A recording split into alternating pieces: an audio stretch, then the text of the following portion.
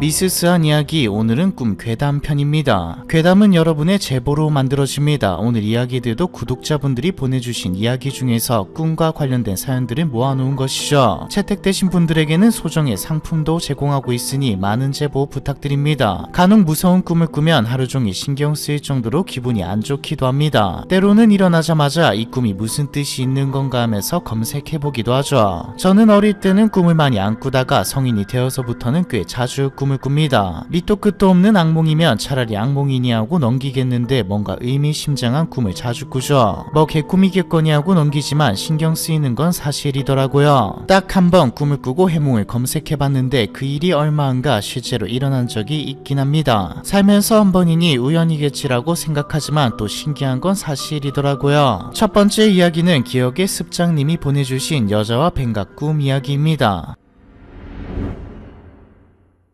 고2 여름방학 때 겪었던 일입니다. 저는 미대를 목표로 중학생 때부터 입시 준비를 했는데 고등학생이 되면서는 실기 준비에다 내신 신경 쓰랴 수능 공부하랴 학교 학원 집만 쳇바퀴 돌듯 오가며 하루종일 쫓겨다니는 기분이었죠. 돌이켜보면 그때가 제 인생에서 가장 바쁘게 살았던 시기 같습니다. 문제는 노력한 보람도 없이 가장 중요한 시기에 멘탈이 와르르 무너졌다는 것이죠. 2학년 1학기 중간고사 준비하느라 일주일 동안 그림을 못 그렸는데 쉰 보람도 없이 시험을 망쳐버렸고 그 여파로 그림이 더 안 그려지기 시작했습니다. 공부에도 그림에도 집중하지 못하고 시간만 흐르면서 슬럼프가 이어졌죠. 지금 이럴 때가 아니라는 건 아는데 무기력함과 우울에서 벗어나기가 힘들었습니다. 캔버스 앞에 앉으면 눈물부터 쏟아지고 숨이 턱턱 막혔죠. 잠도 잘 못 자고 먹지도 않으니 몸도 안 좋아지기 시작했고요. 결국 부모님과 상의 후 여름방학 동안에만 친할머니가 계시는 시골집에 내려가게 되었습니다. 참고서와 그림 그리는데 필요한 도구를 몽땅 챙겨 들고 내려갔지만 짐은 풀지도 않고 그저 할머니가 차려주시는 밥 먹고 배부르면 자고 며칠 동안 신생아처럼 먹고 자는 일과만 반복했죠. 그날도 저녁 먹고 TV 보다 잠깐 잠이 들었는데 일어나 보니 한밤중이더라고요. 가슴이 갑갑해서 바람이 났을 겸 마당으로 나와보니 시골집 담벼락에 새까맣게 큰 금이 가 있었습니다. 자세히 들여다보니 금이 꿈틀꿈틀 움직였죠. 놀란 마음에 바싹 다가갔는데 금이 간 게 아니라 크고 까만 뱀이 담벼락에 붙어 있더라고요. 거의 남자 어른 팔뚝만한 굵기의 거대한 뱀이었습니다. 너무 징그럽고 끔찍해서 할머니를 불렀는데 깊게 잠들었는지 나오지 않으셨어요. 집 안으로 들어오고 있는 건지 나가고 있는 건지는 모르겠지만 일단 빨리 치워버려야겠다는 생각뿐이었죠. 주위를 둘러보니 낙엽 쓸 때 쓰는 긴 빗자루가 보였습니다. 저는 빗자루 끝으로 뱀을 찔러 담 밖으로 밀어내기 시작했죠. 뱀이 무거워서 쉽게 밀어낼 순 없었지만 다행히 사납게 덤벼들지도 않았어요. 죽을 둥살둥 밀어낸 끝에 결국 담벼락 밖으로 떨어뜨릴 수 있었죠. 뱀이 눈앞에서 사라진 순간 아 됐다 하면서 잠에서 깼습니다. 시계를 보니 새벽 2시 정도였죠. 기묘한 꿈이었지만 당시엔 워낙 악몽을 자주 꿔서 그냥 꿈자리 한번 사납네하고 대수롭지 않게 넘겼습니다. 그리고 며칠 뒤의 일입니다. 방에서 참고서를 뒤적이고 있는데 어디선가 사람 이름 부르는 소리가 들리더라고요. 어릴 때 친구네 집 앞에서 나오라고 이름 부를 때처럼 어딘가 장난스럽기도 하고 다정하기도 한 여자 목소리였습니다. 그때 시각이 거의 자정 무렵이었는데 이 늦은 시각이 시끄럽게 누굴 찾아다니나 하고 자세히 들어보니 부르는 이름이 계속 바뀌고 있었죠. 종이야 도유나 상유나 이름 10몇 개를 돌려가면서 무한 반복해서 부르고 있더라고요. 이 새벽에 남의 집 앞에서 출석 부르는 것도 아니고 뭐하는 거지 싶었죠. 무심결에 참고서 끝에다 들리는 이름을 받아 적다가 무언가 깨달았습니다. 여자가 부르는 이름들이 저도 아는 이름들 같았죠. 종이는 저희 친할머니의 이름이었고 돌아가신 친할아버지 성함도 부른 것 같았죠. 뭐지 하고 있는데 큰아버지와 몇 해 전 돌아가신 큰고모 그리고 저희 아빠 이름을 순서대로 부르더라고요. 누구야 누가 질 나쁜 장난을 치나 싶어 창밖으로 소리를 꽥 질렀습니다. 그런데 이름을 부르는 소리가 잠깐 멈추더니 갑자기 제 이름을 부르기 시작하더라고요. 이름이 불려지는 순간 온몸이 굳으면서 가위에 눌린 듯 손끝 하나 움직일 수가 없었습니다. 그 여자는 구간 반복하듯이 제 이름을 불렀고 저는 움직이려고 안간힘을 쓰다가 정신을 잃어버렸죠. 다시 일어났을 때는 책상에 엎어진 채 잠들어 있던 저를 친할머니가 걱정스럽게 깨우고 있었습니다. 일어나고 나서야 이름을 부른 것도 제가 움직일 수 없었던 것도 꿈인 걸 알게 되었죠. 잠이 완전히 깬 뒤에도 밖에서 누군가 부르던 그 목소리가 잊히지 않았습니다. 어린 나이에도 며칠간 제가 꾼 꿈이 보통 꿈이 아니란 걸 알겠더라고요. 할머니께 어젯밤 꿈에 어떤 여자가 우리 가족 이름 부르는 걸 들었다고 이야기했는데 할머니는 지금 기력이 쇠해서 그런 거라고 밥 잘 먹으면 괜찮아 편해질 거라고 하셨습니다. 행여 밖에서 무슨 소리가 나더라도 절대로 대답하거나 밖으로 나가서는 안 된다고 신신당부하시기도 했고요. 그리고 바로 그날 저녁의 일입니다. 자고 있는데 창문 밖으로 자꾸 불이 꺼졌다 켜졌다 하더라고요. 누가 앞마당을 뛰어다니는 소리도 들리고요. 열린 창문으로 밖을 내다보는데 웬 여자가 마당 안에 펄쩍펄쩍 뛰어다니고 있었습니다. 검은 머리카락은 온통 떡져 있고 몸에는 군데군데 검댕이 같은 게 묻어 있었어요. 여자가 마당의 끝에서 끝을 왔다 갔다 하는데 그 바람에 현관 센서 등이 자꾸 켜지고 있는 것이었습니다. 조명이 켜질 때마다 여자의 모습이 더 선명하게 보이는데 눈이 아릴 정도로 새빨간 원피스를 입고 있었고 미친듯이 웃으며 뭐라고 중얼대더라고요. 다 됐다 다 됐다 다 됐다. 너무 놀라 순간적으로 숨을 헉하고 들이마셨는데 그 순간 여자와 눈이 마주쳐 버렸습니다. 여자는 저를 보고 씩 웃으며 달려왔고 저는 그대로 얼어붙고 말았죠. 그 여자와 저 사이엔 얇디얇은 방충망 한 장뿐이었습니다. 여자는 재밌어 죽겠다는 얼굴로 손가락을 입술에 대더니 쉿 조용히 하라고 겁을 줬고 저는 옴짝달싹 못하고 굳어버렸습니다. 그 상태로 얼마의 시간이 지났을까 순간적으로 오른쪽 발가락 끝이 욱신하더라고요. 밑을 내려다보니 작곡감한 뱀 한 마리가 제 발가락을 물고 있었습니다. 너무 놀라 비명을 지르는 순간 거짓말처럼 가위가 풀리면서 잠에서 깨어났죠. 가쁜 숨을 몰아쉬면서 이불을 들춰보니 뱀은 온데간데 없었고 창문 너머에도 아무것도 보이지 않았습니다. 또 꿈을 꿨구나 숨을 몰아쉬는데 자꾸 눈물이 나면서 기침이 터졌습니다. 점점 더 숨쉬기가 힘들어지는데 뭔가 잘못된 것 같아죠. 자리에서 벌떡 일어나 방문을 열고 나가니 매캐한 연기가 가득했습니다. 집에 불이 난 것이었죠. 저는 달려가서 할머니를 깨웠고 할머니는 한달음에 주방으로 달려갔습니다. 할머니가 저 몸보신 시킨다고 공국을 끓이던 중 그대로 잠이 들었다가 불이 난 거였죠. 정확히는 불이 날 뻔했던 건데요. 신고를 받고 출동한 소방관 아저씨가 그러는데 불이 옮겨 붙기 전에 발견해서 다행이지 하마터면 진짜 큰일 날 뻔했다고 하시더라고요. 시골집이라 LPG 가스통을 뒷마당에 두고 쓰는데 혹시라도 큰 불이 났으면 폭발 사고로 이어졌을 거라면서요. 보통 불이 나면 불에 타 죽는 게 아니라 연기에 질식해 죽는 경우가 많은데 특히 수면 중에는 화재가 일어난 상황을 인지하지 못하고 자다가 유독 가스에 중독돼 사망에 이르는 경우가 많다고 했습니다. 악몽을 꾸고 깬 덕분에 저와 할머니 모두 살 수 있었던 것이었죠. 상황이 마무리되고 말 어른들끼리 말씀하시는 걸 들었는데 제가 꿈속에서 본 여자는 아마 화마일 거라고 하셨습니다. 화재를 몰고 다니는 불귀신이라고 하더라고요. 신기한 건 저희 아빠가 어릴 적에도 한밤중에 큰 불이 난 적이 있는데 큰 고모가 저와 비슷한 꿈을 꾸고 일어난 덕분에 식구들이 잠에서 깨 살 수 있었다고 하더라고요. 아무튼 할머니 댁에 불이 난 직후 저는 서울집으로 돌아왔습니다. 불이 크게 난 건 아니었지만 집안 곳곳에 탄내가 배어서 아무리 환기를 해도 냄새가 빠지지 않았거든요. 무엇보다 그 여자가 다시 나타날까봐 무섭기도 했고요. 큰일을 겪은 게 전화 위복이 되었던 것인지 다행히 방학이 끝날 쯤엔 컨디션을 되찾을 수 있었습니다. 이건 후일담인데 재미로 제가 봤던 거대한 뱀과 빨간 여자의 모습을 그림으로 그려서 친구들끼리 돌려본 적이 있는데 어쩌다 국어쌤이 그 그림을 보고 궁금해하셔서 시골집에서 겪은 이야기를 들려드렸거든요. 그랬더니 국어쌤이 하시는 말씀이 제가 본 건 커다란 뱀이 아니라 구렁이의 형상을 한 가택신이었을 거라고 하셨습니다. 집을 지키는 수호신인데 제가 못 모르고 집 밖으로 쫓아냈고 신이 집을 비운 사이에 지나가던 작기가 들어왔던 게 아니겠냐고요. 진실은 알 수 없지만 이 사건을 계기로 전 꿈속이라고 해도 함부로 행동하면 안 된다는 걸 톡톡히 배우게 되었습니다. 두 번째 이야기는 루미님이 보내주신 죽는 꿈 사는 꿈 이야기입니다.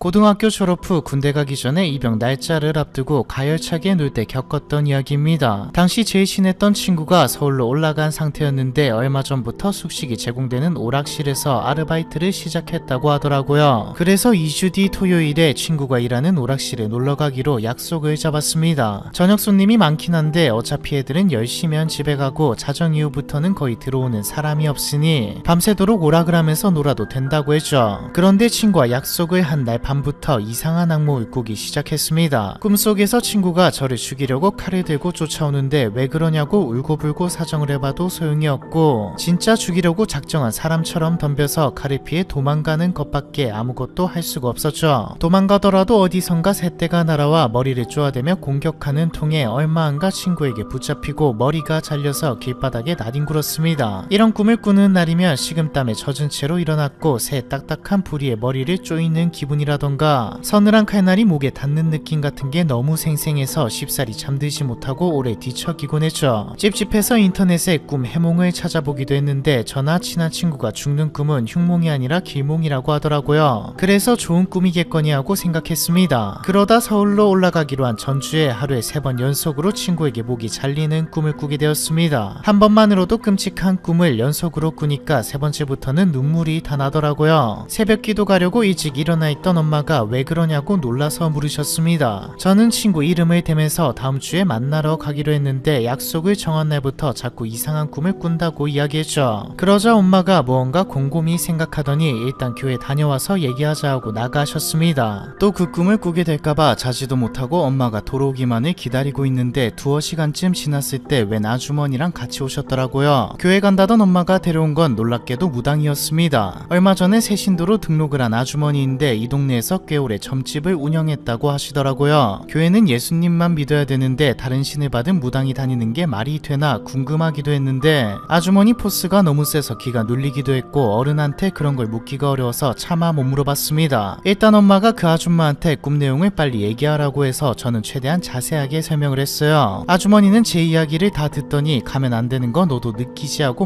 말씀하시더라고요. 저는 진짜로 서울에 못 올라가게 될까봐 아니라고 잘 모르겠다고 대답했습니다. 그런데 아주머니가 이어서 하시는 말씀이 꿈이 안 좋다, 한 사람만 만나면 되는데 또 다른 사람을 만난다라고 뜻모를 말씀을 하시더라고요. 저와 엄마가 계속 못 알아들으니까 한숨을 푹 쉬면서 한 사람은 괜찮은데 다른 하나는 안 되라고 하면서 꿈에서 새가 머리를 쪼아대는 건 도망쳐도 피할 수 있는 일이 아닌 거라고 하셨습니다. 아주머니는 집을 나서는 그 순간까지도 혹여라도 절대로 서울 갈 생각은 하지 말라고 단단히 경고하셨고 그 말을 들은 엄마 역시 꿈도 꾸지 말라고 못 박으셔서 어쩔 수 없이 친구에게 전화해 집에 사정이 생겨 못 갈 것 같다고 얘기했죠. 친구는 무척 아쉬워하면서도 알았다고 하며 전화를 끊었습니다. 친구에게는 미안했지만 막상 서울행이 취소되니까 왠지 모르게 안심되면서 마음이 가벼워지더라고요. 서울에야 나중에 올라가도 되고 친구에게는 한턱 쏘면 될 것 같았습니다. 어젯밤 잠을 설쳐 피곤했던 터라 한숨 더 자자 하고 방에 들어가 잠을 청했는데 1시간도 안 돼 식은땀을 쏟으며 다시 일어나고 말았죠. 친구에게 붙잡혀 목이 잘려 죽는 꿈을 또 꾼 것이었습니다. 꿈의 내용이 살짝 달라졌는데 칼 들고 쫓아오는 친구를 피해 도망가다가 새떼의 습격을 받는 것까지는 똑같은데 멀리 굴 같은 게 보여서 그곳으로 도망쳐 몸을 숨기는 것까지 성공했죠. 그런데 어느 틈엔가 뒤쫓아온 친구가 굴 안에 들이닥쳐 저를 바닥에 눕히더니 그대로 제 목을 베어버리는 꿈이었습니다. 몸에서 목 윗부분이 분리되던 감각까지 너무 생생해서 잠에서 깼는데도 한참 동안 식은땀이 줄줄 흐르더라고요. 약속을 취소했는데도 왜 똑같은 꿈을 꾸는지 그 무당 아주머니한테 물어봐야 할 것 같아서 엄마를 찾았는데 어디 가셨는지 없더라고요. 엄마가 돌아오길 기다리면서 곰곰이 생각해봤는데 약속을 취소하는 것만으로 해결될 일이 아닐 거라는 이상한 예감 같은 게 들었습니다. 뭐라도 해야 할 것 같은 기분이었죠. 그래서 다시 친구에게 전화를 걸어서 다음 주 주말에 우리 집으로 좀 오라고 했습니다. 꿈자리가 사나워서 내 기분이 찝찝하니까 아르바이트 제끼고 내려오라고 하면 귓등으로도 안 들을 것 같아서 그냥 무작정 내려오라고 떼를 썼죠. 이유는 말 안 하고 집으로 오라고만 하니까 신경질을 팍팍 내던 친구가 혹시 집에 무슨 일 있냐고 심각하게 묻더라고요. 저는 이거다 싶어서 울듯한 목소리로 제발 부탁이니 집에 좀 다녀가라고 했고 친구는 알았으니까 주말에 보자고 했습니다. 어머니가 돌아와서 자초지종을 설명하니 무당 아주머니에게 전화하셨습니다. 무당 아주머니는 제가 올라가지 않고 친구가 온다는 말에 잠깐 생각하시더니 그렇게 하라고 하시더라고요. 그리고 진짜로 약속한 토요일에 친구는 휴가를 내고 저희 집으로 왔습니다. 처음에 사정을 이야기했을 땐 화가 머리 끝까지 나서 저를 진짜 죽일 기세로 달려들었는데 저희 엄마까지 나서서 이야기를 거들자 욕하고 싶은 걸 꾹 눌러 참고 고개를 끄덕이더라고요. 저는 친구에게 보상이라도 하듯 온갖 배달 음식을 갖다 바쳤고 그새 기분이 풀린 친구는 주말 내내 저와 놀다가 일요일 저녁 기분 좋게 서울에 올라갔습니다. 그런데 친구가 서울에 도착하자마자 전화를 했는데 한다는 말이 제가 원래 가기로 한 토요일 날 오락실에 도둑이 들었다고 했죠. 사무실 내에 있던 금고는 물론이고 오락기 덮개를 열어 돈통까지 다 뜯어갔는데 다행히 다친 사람은 없다고 했습니다. 친구가 갑작스럽게 휴가를 내는 바람에 주말 동안 야간 시간에 근무할 사람을 찾지 못했는데 어차피 저녁 손님은 많지도 않아서 사장님이 저녁 11시 정도에 문 닫고 들어갔다고 하더라고요. 그러면서 갑작스럽게 휴가를 낸 것도 그렇고 이런 범행인 경우 내부인 수행인 경우가 많아서 정황상 의심을 받고 있는 것 같은데 월요일에 서울에 와서 자기 알리바이를 증언해 줄 수 없겠냐고 했습니다. 이틀 뒤 서울로 가서 진술을 하고 예상보다 조사가 일찍 끝나 친구에게 밥도 얻어먹고 집으로 오는 길에 저는 소름이 끼쳐 죽는 줄 알았습니다. 처음엔 그냥 동네 애들이 장난쳤다거나 좀 도둑 소행인 줄 알았는데 친구가 보내준 현장 사진을 보니 오락기는 물론이고 사무실 의자나 소파 등 온갖 집기들이 예리한 도구에 의해 찢겨나간 상태였죠. 제가 서울까지 와서 증언을 해야 했던 이유도 단순 도난 사건이 아니라 금품을 목적으로 사전에 계획된 강도 사건일 가능성이 높기 때문이었습니다. 이야기를 들어보니 수개월 전에도 인근 전당포에 강도가 들어 주인 아저씨가 칼에 찔려 사망하는 사건도 있었다고 하네요. 만약 제가 예정대로 서울에 가서 친구와 오락실에서 밤새 놀았다면 저희는 오락실을 털기 위해 온 누군가와 마주쳤을지도 모릅니다. 그제야 꿈이 안 좋다면서 한 사람만 만나면 되는데 또 다른 사람을 만나게 된다고 했던 무당 아주머니의 말씀이 떠올랐죠. 제가 만나게 될 한 사람은 친구고 또 다른 한 사람은 칼든 강도였던 걸까요? 세 번째 이야기는 대파 듬뿍님이 보내주신 대리몽 이야기입니다.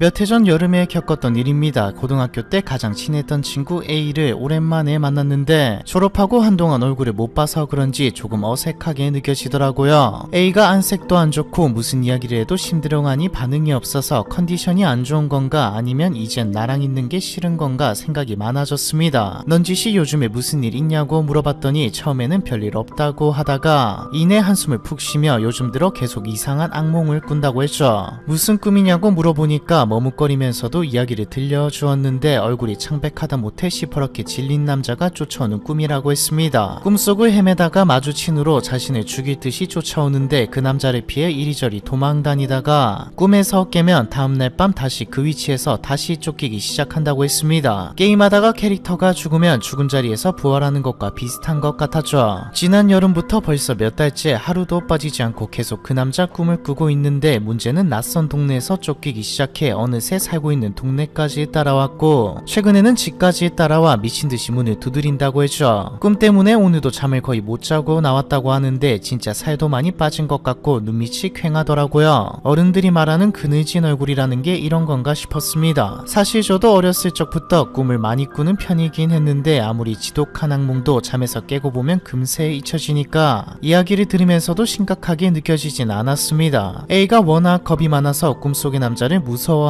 잠들다 보니 오히려 더 같은 꿈을 계속 꾸게 되는 게 아닐까 싶었죠. 저는 오랜만에 만난 친구의 얼굴에서 불안함을 가시게 만들어주고 싶어서 제게 그 꿈을 팔라고 이야기했습니다. A는 뭔 소리 하냐고 사양하다가 제가 꿈값 받으라고 지갑에서 1000원짜리 한 장을 꺼내주자 마지못해 받더라고요. 그리고 그제야 기분이 좀 풀렸는지 예전처럼 웃어 보였습니다. 어색한 공기는 언제 그랬냐는 듯 풀어졌고 저희는 오랜만에 쇼핑도 하고 노래방까지 갔다가 늦은 밤에야 헤어졌죠. 그런데 바로 그날부터 저의 악몽이 시작됐습니다. 꿈속에서 저는 생전 처음 보는 동네를 걷고 있었습니다. 가로수 모양이 네모 반듯하게 다듬어진 신기한 동네였죠. 얼마쯤 걸었을까 갑자기 뒤에서 누가 뛰어오는 소리가 들렸습니다. 돌아보니까 웬 젊은 남자가 엄청난 속도로 달려오고 있었죠. 처음에는 뭐에 쫓기기라도 하나 생각했는데 남자의 얼굴이 안 보일 정도로 가까워지고 나서야 저를 향해 뛰어오고 있다는 것을 인지했습니다. 그 남자가 저에게 눈을 고정한 채 달려오고 있었거든요. 잡히면 죽는다 본능적으로 느꼈던 것 같습니다. 어버버 뒷걸음질 치다가 이내 죽어라 뛰기 시작했죠. 그런데 아무리 뛰고 뛰어도 그 남자를 따돌릴 수가 없었어요. 오히려 조금씩 거리가 좁혀지는 것 같았죠. 누군가에게 도움을 요청하고 싶어도 거리 위에는 쫓아오는 남자와 저밖에 없었고 다른 사람이나 움직이는 자동차도 보이지 않았습니다. 그저 앞만 보고 달리는 것 외엔 다른 방법이 없었죠. 그렇게 뛰고 뛰다가 낯선 사거리에 도착했을 때 핸드폰 알람이 울리면서 잠에서 깨어났습니다. 식은땀을 얼마나 흘렸는지 이불 안이 축축하더라고요. 전날 친구에게 들었던 꿈 이야기가 너무 인상적이어서 꿈에도 나왔나 싶었는데 악몽은 이틀, 일주일, 한 달 내내 이어졌고 저는 더 이상 웃을 수 없게 되었습니다. 어느 날은 꿈속에서 남자에게 쫓기던 중 낯익은 동네에 도착했는데 마트와 유치원 간판 그리고 아파트 단지 내 놀이터 풍경까지 한눈에 제가 살고 있는 동네라는 걸 알 수 있었죠. 꿈속에서도 그 남자에게 집이 어디인지 들키면 안 된다고 생각해서 최대한 집과 멀리 도망치는데 누군가 갑자기 제 어깨를 잡고 마구 흔들었습니다. 비명을 지르며 눈을 떴더니 엄마 얼굴이 보였죠. 엄마는 새벽녘에 물 마시러 나왔다가 제 방에서 끙끙 앓는 소리가 나 깨우러 들어왔다고 하시며 무슨 악몽을 그렇게 요란하게 꾸냐고 물었습니다. 친구에게 꿈을 샀던 일을 짧게 이야기했죠. 엄마는 꿈을 판 A의 연락처를 당장 내놓으라고 하셨지만 차마 그것만은 할 수 없어서 내일 직접 연락해 보겠다고 했습니다. 하지만 막상 친구에게 연락을 하려니까 입이 안 떨어지더라고요. 막말로 그 친구가 저한테 억지로 떠민 것도 아니고 제가 꿈 팔라고 나섰던 건데 이제 와서 다른 말 하는 것도 웃길 것 같았습니다. 그냥 재밌는 일이 있었다는 듯이 이야기하려고 전화를 걸었는데 어째서인지 제 전화를 받지 않았죠. 바쁜가 보다라고 생각해 카톡을 남겼지만 카톡도 읽지 않았습니다. 이쯤 되니 화가 나서 문자로 이런저런 일이 있었으니 연락 좀 받아달라고 했지만 다음날도 다다음날도 A는 전화를 받지 않았죠. 한참 고민하다가 고등학교 때 친했던 다른 친구 B를 불러냈습니다. 안부 묻는 척 하면서 A에게 먼저 연락 좀 해보라고 부탁할 생각이었죠. 그런데 B가 전화를 받자마자 요즘 뭔 일 있냐고 먼저 물어보더라고요. 그간의 이야기를 해주었더니 B가 어쩐지 하면서 묘한 말을 해주었습니다. B가 얼마 전 꿈을 꿨는데 검은 옷을 입고 누군가의 장례식장에 갔다고 합니다. 영정에 국화꽃을 올리고 짧게 목례하고 고개를 들었는데 거기에 제 사진이 있었다고 했죠. 깜짝 놀라서 뒷걸음치니까 웅성웅성하던 소리가 멈추고 그 장례식장에 있던 사람들이 일제히 자신을 바라보는데 얼굴이 다 똑같이 생겼다고 했습니다. 얼굴이 창백한 젊은 남자였다고 했죠. 거기까지 이야기를 듣다가 혹시나 싶어 꿈속 남자의 인상착의를 설명하며 이렇게 생긴 남자 아니냐고 묻는데 B가 맞다면서 고개를 끄덕였죠. 그리고 B도 A와 최근 만난 적이 있다고 했습니다. 이 꿈을 꾼 것도 A와 만나고 난 뒤였다고 했죠. 혹시나 싶어 꿈을 산 거냐고 물어보니 자기는 꿈을 산 건 아니고 꿈 이야기를 듣다가 위로를 해주고 A가 고맙다며 자기가 아끼는 거라고 볼펜을 줬다고 하더라고요. 상황이 이렇게 흘러가니 A가 저와 친구에게 무언가를 넘긴 것 같은 꺼림칙한 기분을 지울 수 없었습니다. 연락을 안 받는 건 여전했고요. 결국 친구 B와 함께 A의 집으로 찾아갔습니다. 배를 몇 번 누르니 친구의 어머니가 나오시더라고요. A는 친구를 만나러 잠시 나갔다고 했습니다. 저는 꼭 만나야겠다는 생각에 그럼 들어가서 기다려도 괜찮냐고 물어봤죠. 어머니는 괜찮다고 해주셨습니다. 그렇게 들어가서 어머니와 이야기를 하게 되었는데 꿈 이야기는 좀 그래서 하지 않고 그냥 학교 다닐 때 이랬다 저랬다 이야기를 나누었죠. 그러다 어머니가 몸이 아픈데도 친구들을 만나러 가는 거 보니 좋은 친구들이었나 보다라고 하시더라고요. 이게 무슨 말인가 싶었습니다. 저와 친구 B가 의아한 표정을 하자 어머니는 혹시 몰랐니라며 말을 해주셨죠.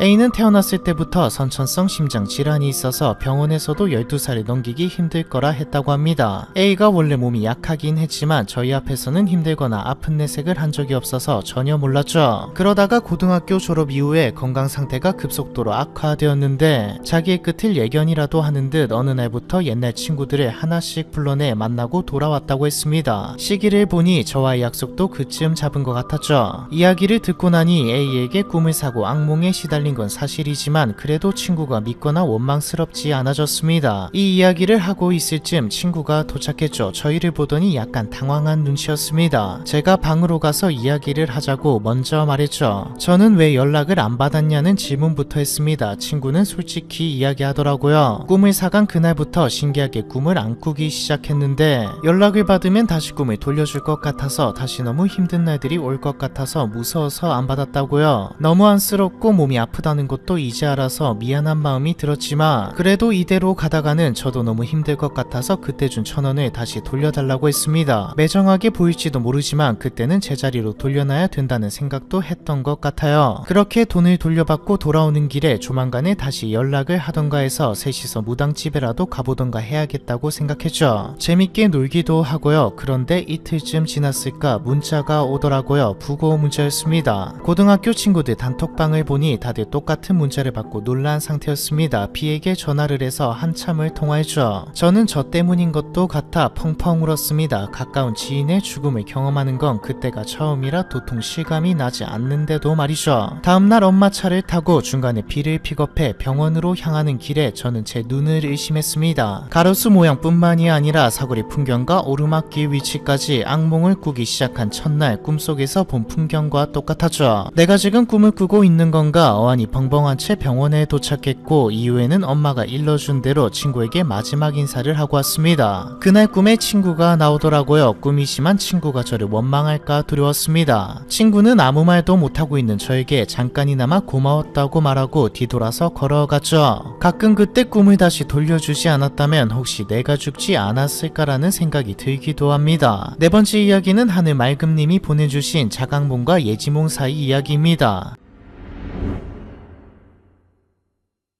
예전에 한번 꿨던 꿈을 다시 꾸는 경우가 흔할까요? 저는 7년째 똑같은 꿈을 꿨습니다. 자주는 아니고 적게는 1년에 대여섯 번 안 될 때도 있고 많게는 한 달에 서너 번 꾸기도 했죠. 보통은 꿈에서 보는 풍경이나 내용이 제각각이잖아요. 그런데 제 꿈은 정말 모든 게 빠짐없이 똑같아서 시작되는 순간 아 또 그 꿈이네 하고 알아차릴 수밖에 없죠. 처음 꿈을 꾼 건 20살 무렵 일본에 있을 때입니다. 당시 저는 대학교 사인시 기숙사에서 생활하고 있었는데 나만의 공간이라고는 하나도 없고 다른 사람과 부대끼며 지내야 했습니다. 그래서 혼자 살고 싶다는 욕구가 반영된 것인지 단독주택에 혼자 사는 꿈을 꾸기 시작했는데요. 꿈속에서 제가 살고 있는 집은 2층으로 1층에는 TV가 있는 거실과 주방이 있고 2층에는 침실과 작업실 그리고 화장실이 있습니다. 가정집 치고는 화장실 벽지가 좀 특이한데 흰색과 빨간색이 정신없이 섞인 산만한 무늬가 그려져 있죠. 꿈속에서도 영 별로라 조만간 바꿔야지라고 생각을 했습니다. 지하에 창고로 쓰는 지하실이 있는데 구석에 아주 작은 화장실이 딸려 있습니다. 한국은 용변을 보는 변기와 몸을 씻는 세면대 및 샤워기가 한 공간에 붙어 있는 경우가 많은데 일본에는 아주 작은 방에 변기만 따로 두고 세면대나 욕실은 분리해둔 경우가 많거든요. 꿈속의 집도 바로 그런 구조입니다. 문을 열면 창문조차 없는 아주 좁은 방이 보이고 천장에는 전구가 대롱대롱 달려있죠. 다른 곳은 평범하고 평온한 가정집 분위기지만 지하실만큼은 공포영화의 한 장면처럼 으스스한 기분이 드는데요. 같은 꿈을 하도 오래 꾸다 보니 이제는 집 구조를 눈 감고도 그릴 수 있을 정도가 되었습니다. 꿈의 내용을 설명하자면 이렇습니다. 어느 날 저녁 혼자 살던 집에 모처럼 가족들이 놀러와 저 엄마 누나 매형 네 사람이 즐겁게 저녁 식사를 합니다. 참고로 당시 저희 누나는 시집가기 전이었음에도 꿈에는 매형이 나왔죠. 꿈속에서 전골 같은 걸 해먹고 TV를 보며 얼마간 대화를 나눈 후 다들 돌아갈 채비를 하는데요. 집 밖에는 엄마가 몰고 다니는 흰색 중형차와 누나네 검정색 SUV가 주차되어 있습니다. 그런데 현관 앞에서 매형이 갈 길이 머니까 화장실을 들렀다 가겠다고 다시 집 안으로 들어가죠. 저와 엄마 그리고 누나는 매형을 기다리면서 현관 앞에서 짧게 대화를 나누는데 꿈꿀 때마다 대화 내용이 토시 하나 틀리지 않고 똑같습니다. 풀벌레가 엄청 운다, 날이 너무 어두워졌네, 빨리 일어날 걸 등등 특별할 것 없는 일상적인 내용이죠. 화장실에서 볼일을 본 매형이 나오면 서로 조심히 가라 또 보자 인사를 하고 엄마 차가 먼저 출발하고 곧 누나네가 뒤를 따릅니다. 차가 멀리 사라질 때까지 집 앞에 서서 배웅을 하죠. 그러고 집에 들어가려는데 급하게 소변이 마려워요. 앞서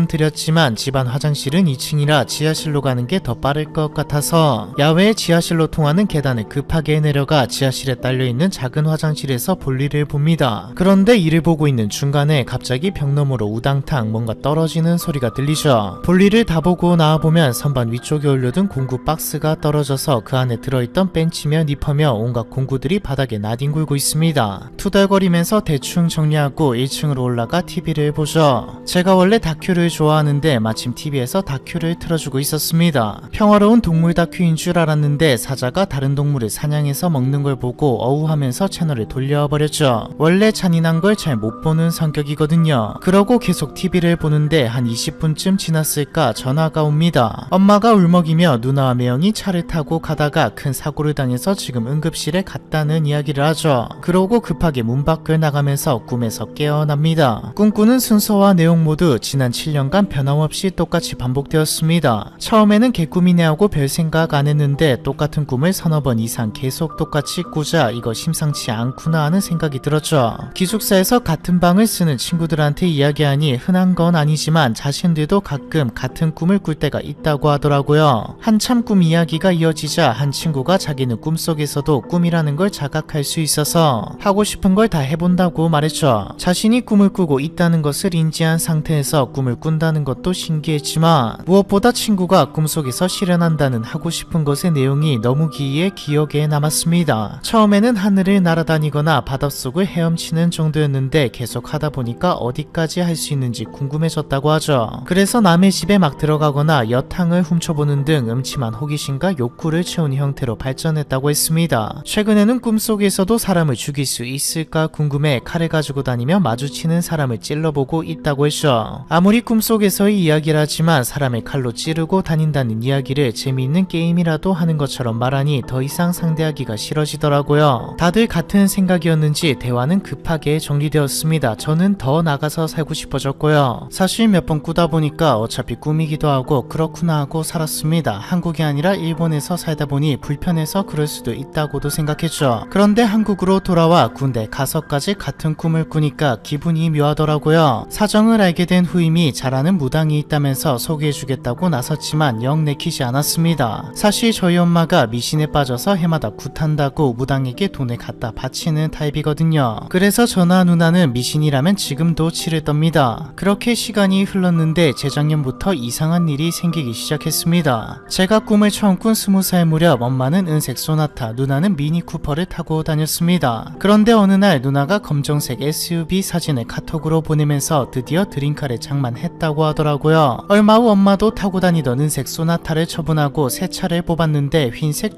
중형차였습니다. 두 사람 다 꿈속에서 봤던 차종을 갖게 된 것이죠. 엄마는 물론이고 누나에게조차 제 꿈에 대한 내용을 말한 적이 없는데도 말이죠. 그런데 이쯤부터 꿈을 안 꾸기 시작하면서 꿈 내용도 잊어버리고 살기 시작했습니다. 저는 나름 괜찮고 안정적인 직장에서 일하고 있었는데 상사가 문제였습니다. 이게 하루 이틀 한두 번이면 참겠는데 매일매일 괴롭힘이 계속되다 보니 이제 아침에 일어나면 죽고 싶더라고요. 하지만 다른 데로 옮기면 이 정도 조건의 회사를 못 갈 것 같아서 꾸역꾸역 다니다가 도저히 안 되겠다 싶어 주식을 공부했는데 이게 제 기준에서는 대박이 터졌습니다. 로또나 인생 역전 수준의 큰 돈은 아니었지만 새로운 걸 시도해 볼 수 있는 돈이었죠. 그리고 작년 상사 면전에 이때까지 참았던 서름과 욕을 하고 그만두고 싶었지만 조용히 그만둔 후 저는 시골로 내려갔습니다. 젊은 사람이 자라나는 농사가 블루오션이라고 생각했거든요. 전 재산을 털어 2층 집도 장만했죠. 2층 집을 선택한 이유는 여러 가지가 있는데 일단 제가 일본에서 유학할 당시에 예쁜 2층 집을 많이 봤고 언젠간 나도 저런 집에서 살아보리라 마음먹었던 게 가장 큽니다. 그리고 시골에서 이런데 안 살아보면 언제 살아보나 싶었죠. 생각보다 훨씬 싸더라고요. 집을 보러 다닐 때 혹시나 싶어서 이 동네에 2층 집도 있냐고 물어봤는데 딱 한 채가 있다고 하더라고요. 갑자기 꿈 내용이 기억났습니다. 진짜로 꿈속에 그 집 아닌가 싶어 심장이 덜컥 내려앉았죠. 만약 전부 다 꿈 내용처럼 되는 거라면 마지막은 누나가 큰 사고를 당하게 되는 거니까요. 다행이라고 해야 할지 꿈속에서 보았던 집과는 구조도 외관도 달랐습니다. 일단 지하실이 없거든요. 마음에 들어 집을 구경하고 있는데 부동산 아주머니가 젊은이가 왜 시골로 와서 살려고 하냐고 물어봤습니다. 저는 농사를 지어보려고 한다고 이야기했죠. 어디서 농사를 하냐고 물으셔서 말씀드렸더니 아니 그러면 왜 이 동네에서 집을 보냐고 하시더라고요. 사실 제가 농사 지으려는 땅과 살려고 하는 동네가 거리가 좀 있었거든요. 거리가 있는 곳을 택한 이유는 이쪽 동네가 사람도 더 많고 관공서도 가깝기 때문이었습니다. 어차피 차도 있겠다. 거리가 좀 있는 거야 상관없다고 생각했죠. 부동산 아주머니는 농사 지으려는 쪽이랑 더 가깝고 가격도 더 싸고 좋은 집이 있다고 말했습니다. 지금 본 집도 마음에 들었지만 뭐 시간도 많겠다 보러 갔죠. 그런데 소름이 쫙 돋더라고요. 지하실도 있고 모든 게 꿈에서 본 그대로였습니다. 일본인이 예전에 한국에 와서 집을 짓고 살다가 다시 일본으로 돌아가면서 나온 매물이라고 하더라고요. 저는 마음이 뒤숭숭해져서 집에 가서 생각해 보겠다고 한 뒤 돌아왔습니다. 가격으로 보나 거리로 보나 또 시설로 보나 이성적으로 생각했을 때는 두 번째로 본 집이 맞지만 찝찝해서 어떻게 해야 할지 모르겠더라고요. 그러다 잠이 들었는데 또 그 꿈을 꾸게 되었죠. 그런데 이번에는 조금 달랐습니다. 제가 꿈인 걸 자각하고 다른 말을 해봤거든요. 나 이 집에 살아도 될까? 라는 말을 했습니다. 순간 화기애애한 분위기가 삽시간에 가라앉더니 엄마 누나 매형이 무표정한 표정으로 저를 빤히 바라보았죠. 왜 그러냐고 내가 뭐 잘못했냐고 물어도 아무런 대답도 하지 않았습니다. 뭔가 상황이 잘못되었다는 게 감지되면서 살면서 경험해보지 못한 엄청난 공포가 몰아쳤죠. 정정만이 감도는 가운데 꿈속의 누나가 어떻게 해야 하고 묻더라고요. 저를 빤히 바라보고 있었지만 어쩐지 저한테 묻는 말은 아니고 두 사람에게 물어보는 것 같았어요. 저는 죄지은 사람처럼 고개를 숙이고 가만히 처분을 기다렸습니다. 근데 몇 분 뒤 정말 아무 일도 없었다는 듯이 세 사람이 평범한 대화를 이어가기 시작했고 저는 분위기를 깨지 않기 위해 노력하면서 지난 5년간 계속 반복했던 대화 순서 그대로 말을 이어갔죠. 한 번 더 어긋난 행동 행동을 하거나 순서를 틀리면 그땐 정말로 어떻게 되어버릴 것만 같았거든요. 드디어 가족들이 떠나는 대목이 되었고 이제 지하실에 내려갔다가 1층으로 가서 TV를 보다 보면 전화를 받고 꿈에서 깨어날 수 있을 거라고 생각했습니다. 그런데 이왕 망쳐본 거 끝까지 가보자는 생각이 갑자기 들더라고요. 차를 타고 가족들이 전부 떠나 혼자 남아서 용기가 생겼는지도 모르겠습니다. 가족들이 출발하고 저는 지하의 화장실이 아닌 2층으로 뛰어가 화장실을 사용하고 바로 내려와서 다큐가 아닌 다른 채널을 보려고 막 리모컨을 눌렀는데 이상하게도 다른 채널들이 전부 단색으로 나오더라고요. 아무 영상도 없이 그냥 검은색, 하얀색, 초록색 이런 식이었습니다. 그리고는 누나에게 전화를 걸었죠. 누나가 전화를 받았는데 평소라면 퉁명스럽게 왜라고 바로 물어봐야 하는 누나가 어떻게 전화한 거야 라고 묻더라고요. 소름이 쫙 돋고 무서웠지만 겨우 괜찮은 척 하면서 누나 지금 내가 갑자기 너무 아픈데 돌아와 줄 수 있어 라고 물었습니다. 한동안 말이 없더니 갑자기 전화가 뚝 끊어졌죠. 소파에 앉아서 가만히 있는데 꿈에서 깨어나질 않더라고요. 혹시 이대로 갇히는 건가라는 생각까지 들 때쯤 현관문이 열리면서 누나가 들어왔습니다. 누나와 눈이 마주치면서 잠에서 깨어났죠. 저는 누나에게 전화를 걸어 꿈 내용을 말해주고 꿈 내용이 이러니 좀 더 비싸더라도 다른 집을 가는 게 낫지 않겠냐고 물어봤더니 웃으면서 쫄보라고 놀리더라고요. 또 생각해보니 고작 꿈인데 손해보면서 다른 집을 사는 게 웃기기도 했습니다. 그렇게 꿈속의 집에서 살게 되었는데 꿈도 안 꾸고 농사도 생각보다 잘 되어서 만족스러운 나날을 보내고 있었죠. 그러다 며칠 전 엄마가 얼굴이나 볼 겸 집에 들르겠다고 하더라고요. 주소를 가르쳐드리고 오시길 기다리는데 차 소리가 나서 나가보니 차가 2대 들어왔습니다. 엄마가 탄 흰색 중형차와 누나와 그날 처음 보는 예비 매형이 탄 검정색 SUV였죠. 본능적으로 오늘이 꿈속에서 몇 년간 리허설을 치룬 바로 그날이라는 걸 알겠더라고요. 매형 얼굴이 꿈에서 봤던 매형과 너무 닮아 있었거든요. 꿈에서처럼 화기애애하게 식사를 하고 매형들 사람과 어색하지 않게 대화를 나눈 후 어머니와 누나, 매형을 보냈죠. 그날따라 유난히 풀벌레는 더 크게 울었고 날은 더 캄캄했습니다. 그리고 한 10분 정도 있다가 누나에게 전화를 걸어 너무 아프다 돌아와 줄 수 있냐고 물었죠. 전화를 한 후 왜인지 너무 피곤해서 기절하듯 잠들었습니다. 눈 떴더니 병원에 있더라고요. 누나는 집에 돌아왔더니 제가 자고 있었고 아무리 깨어도 안 일어나서 진짜 몸이 안 좋나 보다 하고 병원으로 데려갔다고 했습니다. 신기하게도 이날 이후 아직까지 그 꿈을 꾸지 않고 있죠. 5번째 이야기는 313님이 보내주신 태문 꾸는 조카 이야기입니다.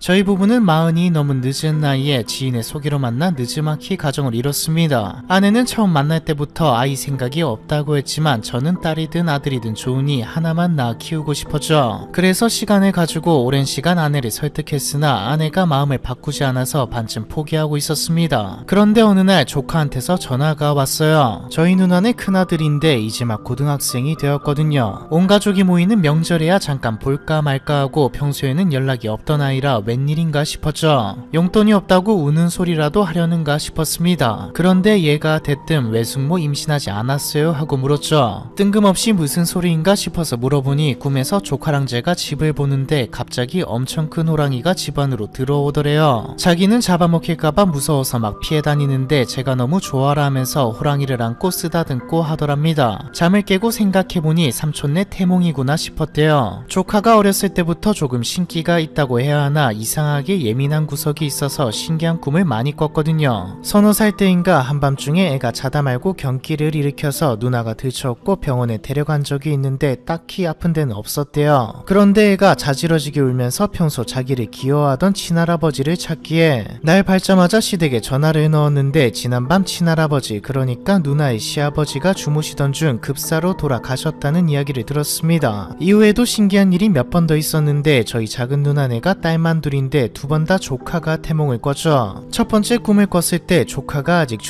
초등학생이었는데 하루 종일 기분이 좋아 보여서 학교에서 뭐 기분 좋은 일이 있었냐고 물었더니 학교는 아니고 이모한테 아기가 생겨서 좋다라고 했다고 합니다. 그땐 작은 누나가 시집도 가기 전이라 누나가 깜짝 놀라서 그런 소리 하면 못 쓴다고 이모 혼사기 막힌다고 했더니 조카가 말하길 어젯밤 꿈에 이모가 엄청 큰 안개꽃 다발을 선물 받았는데 그게 아기가 오는 꿈이라고 얘기를 했대요. 했대요. 어린애가 말하는 건데도 헛소리 같지가 않고 기특하다고 해야 하나 맹랑하다고 해야 하나 아무튼 신기해서 작은 누나한테 얘기를 했더니 울먹이면서 자기 임신한 거 맞다고 엄마도 아냐고 물어보더랍니다. 속도 위반으로 아이부터 가져버린 작은 누나는 그해 겨울 첫 아이를 낳았고 이 일을 계기로 저희 집안에서는 조카의 꿈 이야기를 흘려듣지 않게 되었죠. 이런 상황에서 태몽을 대신 껐다는 전화를 받으니 혹시나 싶어서 마음이 들뜨더라고요. 서둘러 전화를 끊으려는 조카를 붙들고 더 자세하게 차근차근 얘기해 달라고 부탁했습니다. 했던 얘기를 처음부터 조잘조잘 떠들어대던 조카가 이야기 후반쯤 가서 갑자기 시무룩해지더니 미안하다고 사과를 하더라고요. 제가 왜 그러냐고 물으니까 사실은 얘기 안 하려고 했는데 삼촌이 너무 좋아하니까 내가 죄책감이 생겨서 말해야 될 것 같다면서 호랑이가 집에 들어왔을 때 자기는 너무 무섭고 싫어서 내쫓으려고 했대요. 그래서 손에 잡히는 대로 막 던지면서 나가라고 소리를 지르는데 호랑이가 비명을 질러서 보니까 뭐에 맞았는지 오른쪽 다리에서 피가 나면서 다리를 절뚝거리더랍니다. 아무래도 자기가 마음을 곧게 안 써서 그렇게 된 것 같다고 잔뜩 풀죽은 목소리로 얘기하기에 괜찮다고 잘 달래주었죠. 진짜로 저희 애한테 뭘 던져서 상처 입힌 것도 아니고 기껏해야 꿈속에서 본 호랑이 얘기인데 애를 혼낼 수도 없는 노릇이니까요. 내심 조카의 말이 현실이 되지 않을까 기대했는데 아니나 다를까 며칠 후에 아내가 저녁을 먹으면서 잔뜩 분위기를 잡더라고요. 자기가 갑자기 죽으면 어떨 것 같냐, 하나님이 소원을 딱 하나만 들어준다면 뭘 빌 거냐, 뭐 이런 이상한 질문들을 퍼붓기에 우리 가정에 뭔가 중대한 변화가 생겼음을 감지하고 아내가 죽으면 나도 따라 죽을 것이요, 소원을 딱 하나 들어준다면 널 닮은 예쁜 딸을 갖게 해달라 빌겠다고 답했습니다. 그러니까 눈물을 펑펑 쏟으면서 두 줄이 뜬 임신 테스트기를 꺼내더라고요. 예상은 했지만 직접 보니까 어찌나 감격스럽던지 그날 밤 저희 부부 둘 다 붕어 눈이 되도록 울었죠. 그렇게 조카의 말은 현실이 되어 저희는 떡두꺼비 같은 아들을 낳게 되었습니다. 다만 날 때부터 오른쪽 편마비가 있어 한쪽 다리에만 힘이 없는 장애를 가지고 태어났죠. 눈에 넣어도 안 아픈 귀하고 예쁜 아들을 볼 때마다 한편으로는 꿈속에서 호랑이를 다치게 했던 조카가 못내 원망스럽게 느껴진 것도 사실입니다. 저와 같은 마음이 들까봐 아내에게는 태몽 얘기를 꺼내지 않았고 자연스레 조카와 저만 아는 비밀로 묻어두게 되었죠. 그리고 몇 해 뒤였습니다. 조카의 대학 입학을 기념하며 누나가 가족끼리 식사하는 자리를 만들었죠. 웬만하면 아내에게 가보라고 하고 자리를 피하고 싶었지만 아내가 일이 늦게 끝날 것 같다고 해서 제가 참석하게 되었는데요. 조카가 뭔가 할 말이 있어 보이는 눈치로 다가오더군요. 아니나 다를까 얼마 전 또 제 꿈을 꾸었다고 했습니다. 제가 집에 큰 창문을 새로 달아서 구경을 갔는데 자기가 보기에도 창문이 정말 깨끗하고 크고 좋아 보이더랍니다. 그런데 창문을 열어보려고 힘을 주는데 아무리 밀어도 열리지 않았다는 것이죠. 저를 비롯해 온 가족이 합세해서 밀었는데도 꿈쩍도 하지 않았다고 했습니다. 그러면서 조카가 열리지 않은 창문을 어떻게 할 거야 라고 묻더라고요. 도통 뭔 말인지 모르겠어서 고개만 갸웃거리다가 그래도 집엔 창문이 있어야지 하고 답하니 대답이 마음에 들었는지 웃더라고요. 이것도 태몽이냐고 물어보려다가 만 것은 가능성 자체가 없었기 때문인데요. 저희 부부 둘 다 나이가 있어서 자연 임신 가능성 자체가 낮고 혹시 몰라 피임도 하고 있던 터라 둘째를 가질 일이 없었죠. 그동안 겪은 게 있어서 조카의 꿈 이야기를 믿는 편이라 열리지 않는 창문이 임신이 아니라 다른 걸 뜻하는 게 아닐까 싶어 곰곰이 생각해 보았지만 딱히 생각나는 건 없었습니다. 얼마 후 아내가 회사 앞으로 와서 점심을 사달라고 했죠. 그래서 평소 좋아하던 이탈리안 레스토랑에 가서 외식을 하는데 갑자기 둘째를 임신했으며 잘 낳고 싶다고 이야기했습니다. 아내는 처음부터 낳겠다는 의지가 강력했지만 저는 회의적이었죠. 조카한테 찝찝한 이야기를 들어서라기보다 지금 저희 형편으로는 첫째 아이 키우는 것도 벅찬데 여기에 둘째 아이까지 키울 자신이 없었거든요. 하지만 아내가 장애가 있는 첫째 아이를 위해서라도 우리가 먼저 죽고 난 후에 아이들끼리 서로 의지하고 살 수 있게 둘째를 낳아야 한다고 이야기해서 저도 동의할 수밖에 없었습니다. 회사에 돌아가서 잘 생각해보니 저번에 술 먹고 피임을 안 했더라고요. 솔직한 심정으로 제가 조금 원망스러웠습니다. 혹시나 모를 상황에 대비해 태중 기형아 검사를 2차례 진행했고 아이에게 아무런 이상 소견이 없다는 진단도 받았죠. 다행히 축복 속에 태어난 둘째 아이는 무척 건강했습니다. 다만 5살이 될 때까지 말문이 열리지 않았고 이상해서 검사를 받으러 갔더니 자폐 스펙트럼 장애를 진단받았죠. 저는 저희 부부에게 일어난 그 모든 일이 단지 조카의 태몽과 관련이 있다고 생각하진 않습니다. 다만 신께서 특별한 아이를 세상에 내려보낼 때 이를테면 저희 집 아이들처럼 키우는 내내 세심한 돌봄이 필요한 아이를 주실 때 부모가 마음의 준비를 할 수 있도록 조카 같은 예민한 사람들에게 예고나 암시 같은 걸 미리 보여주는 게 아닐까 싶네요. 처음에 말했듯 괴담은 여러분의 제보로 만들어집니다. 댓글에 링크를 통해 많은 제보 부탁드립니다. 꿈 괴담편 이번 편은 여기까지입니다.